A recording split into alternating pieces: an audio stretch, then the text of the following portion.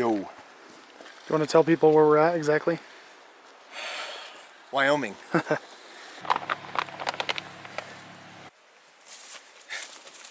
It's gone.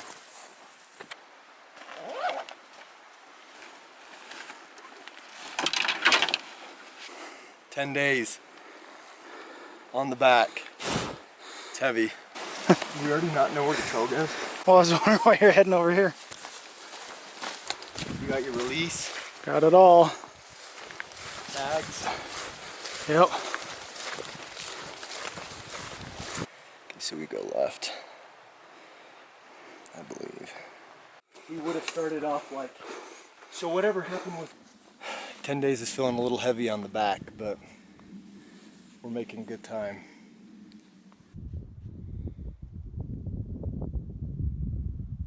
First day, first morning Wyoming. It's a little nippy. Steer needs to pick his head up. There we go. Oh, thanks for working out, buddy. Thanks.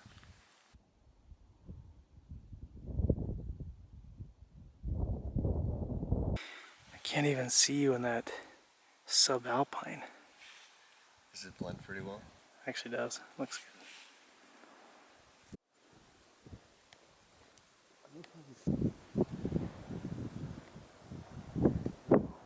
That one buck's awesome. He's got such a solid double throat patch.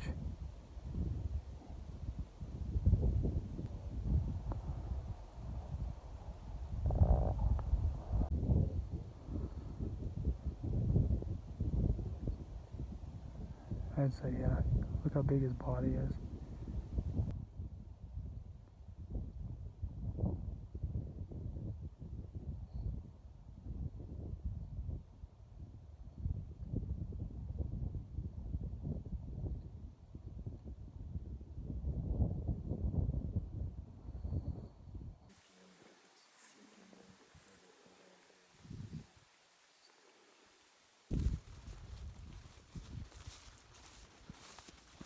How do you like it?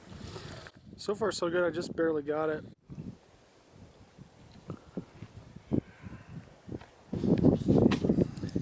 Looks like Landon's vaping.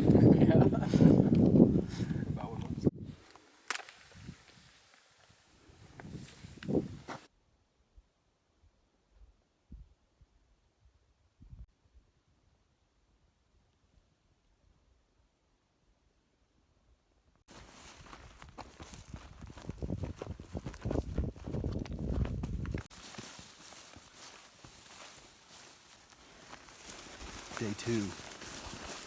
Got a bunch of small bucks in range. Drew on them just for fun. Another. Down. Looks like a doe. Okay.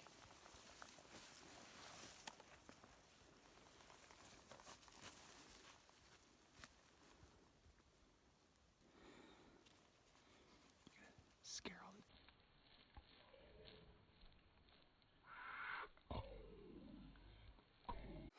James going over to get in position on some bucks we saw this morning. Hopefully they come back out. So we've got the radios, and hopefully they'll feed back out where they went in. The wind should be good. See what happens.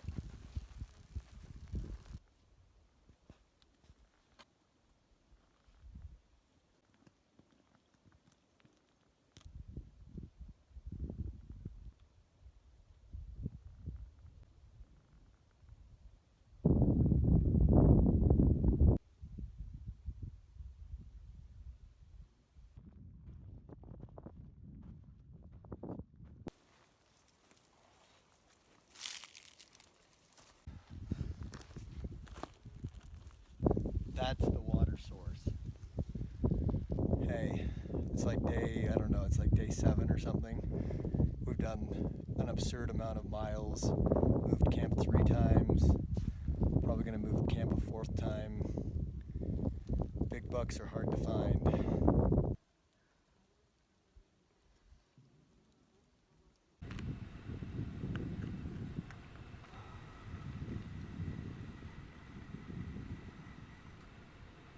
Could come down. You know, the evening, we're all packed up.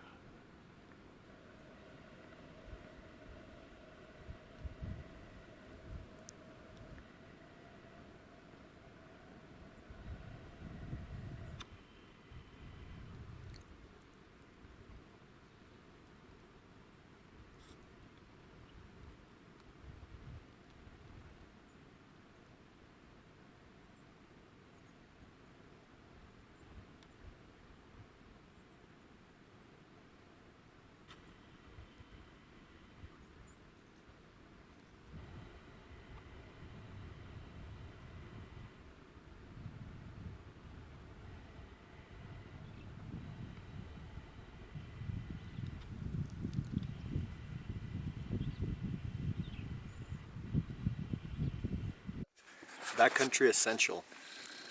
It may seem heavy, but olive oil has more calories per weight ounce than any other food. So it is worthwhile bringing olive oil into the backcountry.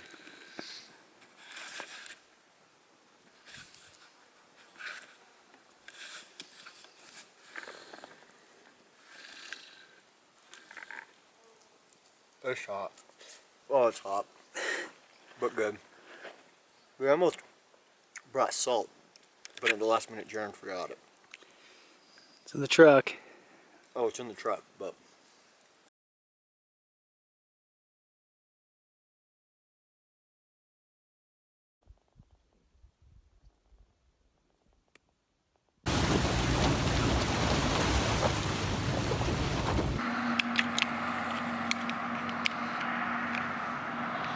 ready to go, baby.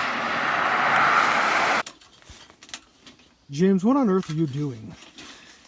I am assembling a Kafaru cylinder stove.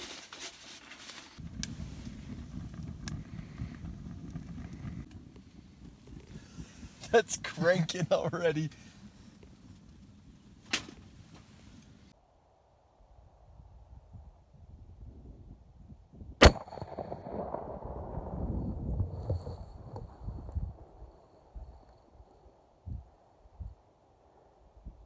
Alright, this is where I took my final shot on my buck. He is right there.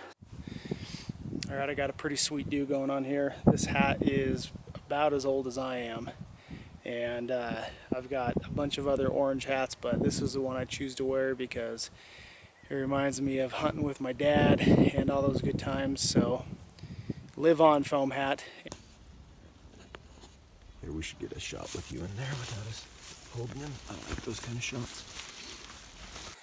Here he is. So we finished him off, and my first buck with a cheater, which was awesome. It looks like he had another one on the inside here that broke off, and then my first buck with legit eye guards too. So the guy's not super old. He's got good genetics, but he's got a good big Wyoming body, and James and I will get him taken care of and haul him back to camp. And one tag down now. Right.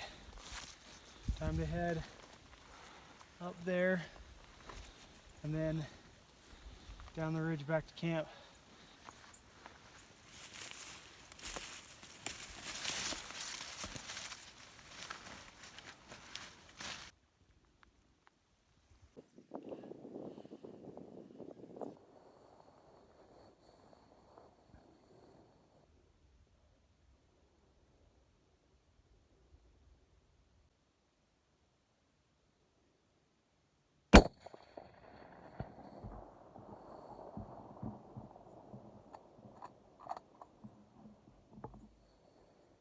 You hit him really good.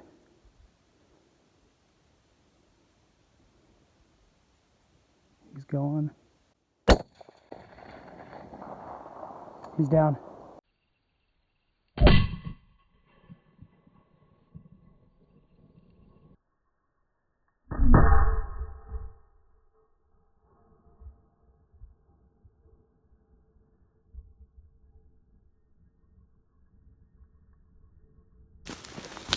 Oh my gosh.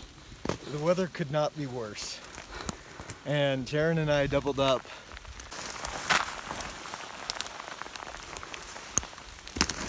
Oh.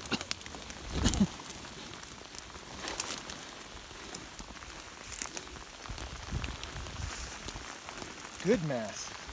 That's a good deer. He's a great deer, dude. I didn't see his eye guards. Those are great. He's got scoreable eye guards. He's a 4x4. That's a good buck. He's a good buck. So, generally there's ground shrinkage. This was ground growage. Ground growage. And is that the exit? Yep. So I hit him in the heart, essentially. Exit shot. Through the heart. Well done. Through the heart. How's that weather out there? It sucks. It is just pouring. Pouring. It is like 34 degrees and pouring rain. Yes. And it was 20-mile-an-hour winds. Dude, he's got a scoreable point on his base. Now I'm getting jealous. He shot it right here. It ran and kaboom. Yes!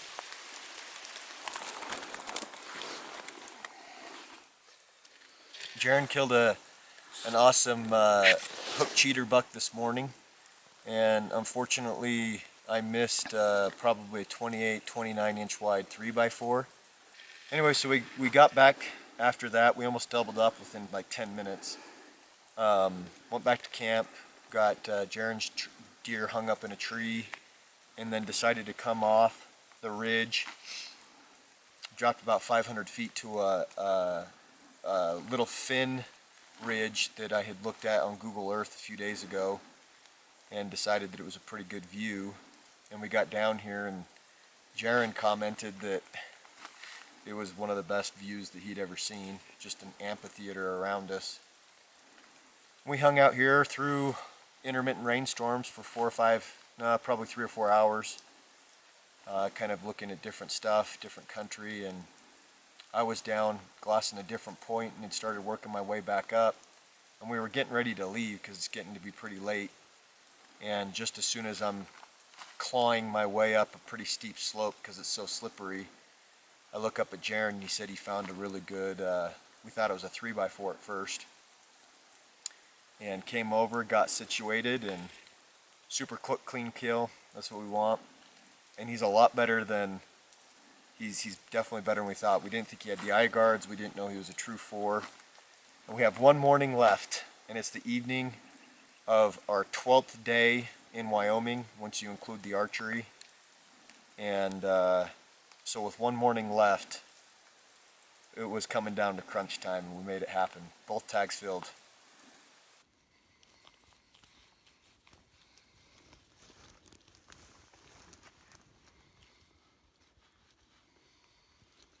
All right, it's a little blurry because the lens is a little foggy, but this is us with the fire going, getting this Kifaru sawtooth blazing hot. It's been raining on us. We've been rained on since what, 11 a.m.? 11, maybe 10.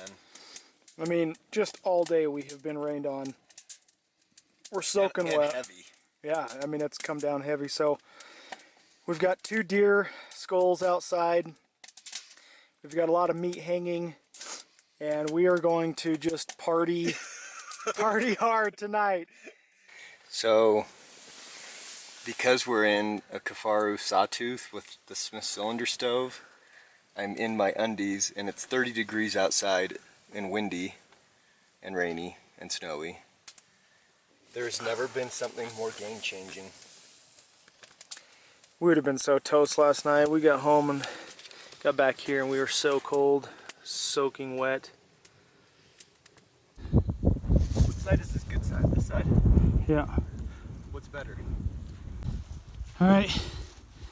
Now it's down to the bottom in a Soup. muddy soup and a lot of weight. So this is going to be a quad and a knee killer. It's gonna be, we got like 2,200 feet of elevation to drop. Should be fun.